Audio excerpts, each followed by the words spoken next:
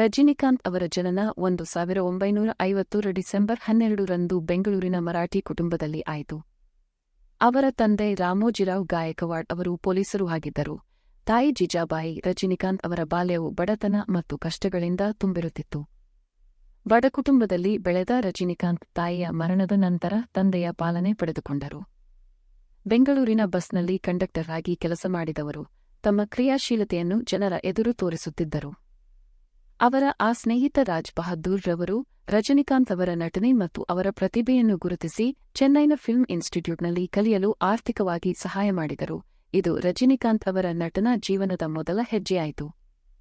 ನಟನೆಯ ಪ್ರವೇಶ ಮತ್ತು ಮೊದಲ ಚಿತ್ರಗಳು 1975ರಲ್ಲಿ ಖ್ಯಾತ ನಿರ್ದೇಶಕ ಕೆ. ಬಾಲಚಂದರ್ ರಜನಿಕಾಂತ್ ಅವರನ್ನು ಅಪೂರ್ವ ರಾಗಂಗಲ್ ಚಿತ್ರದಲ್ಲಿ ಪರಿಚಯಿಸಿದರು.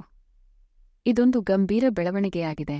ಅವರ ಸಿಗರೇಟ್ ತಿರುಗಿಸುವ ರೀತಿಗಳು, ಕೈಗಳ ಚಲನೆ ಮತ್ತು ಡೈಲಾಗ್ ಪ್ರಸ್ತಾಪ ಎಲ್ಲವೂ ಸೇರಿತ್ತು. ಪ್ರೇಕ್ಷಕರು ಇದನ್ನು ಪ್ರೀತಿಸುತ್ತಿದ್ದರು ಮತ್ತು ಇದು ಅವರಿಗೆ ದೊಡ್ಡ ಫ್ಯಾನ್ ಬೇಸ್ ಅನ್ನು ತಂದುಕೊಟ್ಟಿತು. ಇದರಿಂದ ಅವರು ಜನಪ್ರಿಯತೆಯತ್ತ ಹೆಜ್ಜೆ ಹಾಕಿದರು. ಈ ಚಿತ್ರದ ನಂತರ ಮೂಂಡ್ರು ಮುದಿಜು ಚಿತ್ರವು ಯಶಸ್ಸುಗಳ ಸರಣಿಗೆ ಮುನ್ನುಡಿ ಬರೆದಿತು. 1978ರ ಭೈರವಿ ಚಿತ್ರವು ರಜನಿಕಾಂತ್ ಅವರ ಮೊದಲ ಬ್ಲಾಕ್ಬಸ್ಟರ್ ಸಿನಿಮಾ. ಇದು ಅವರನ್ನು ಸೂಪರ್ಸ್ಟಾರ್ ಸ್ಥಾನಕ್ಕೆ ಏರಿಸಿತು.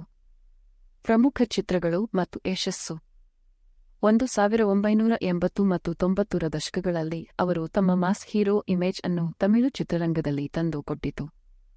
ಆ ಸಮಯದಲ್ಲಿ ಬಂದ ಪ್ರತಿ ಸಿನಿಮಾವೂ ಬಾಕ್ಸ್ ಆಫೀಸ್ನಲ್ಲಿ ಸಕ್ಸಸ್ ಆಗತೊಡಗಿತು.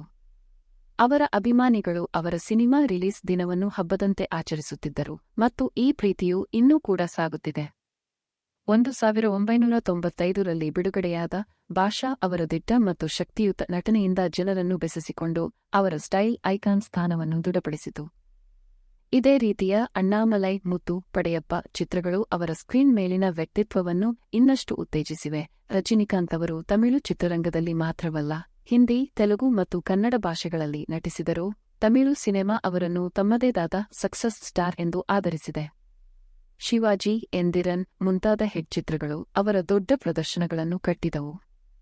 ಇವರ ನಟನೆಯ ಶಕ್ತಿ, ದೃಶ್ಯಗಳಲ್ಲಿ ಅವರ ತೀವ್ರತೆ ಮತ್ತು ನಿರೀಕ್ಷೆಗಳನ್ನು ಮೀರಿಯಿರುವ ಸಾಹಸ ದೃಶ್ಯಗಳು ಅವರನ್ನು ಅಭಿಮಾನಿಗಳ ಹೃದಯದಲ್ಲಿ ಶಾಶ್ವತ ಸ್ಥಾನಕ್ಕೆ ಕೊಂಡೊಯ್ದವು. ಆಕರ್ಷಕ ರೀತಿಯ ನಟನೆಯ ಮೂಲಕ ರಜನಿಕಾಂತ್ ಅವರನ್ನು ಭಾರತೀಯ ಸಿನೆಮಾದ ದಂತಕಥೆಯನ್ನಾಗಿ ಮಾಡಿದೆ.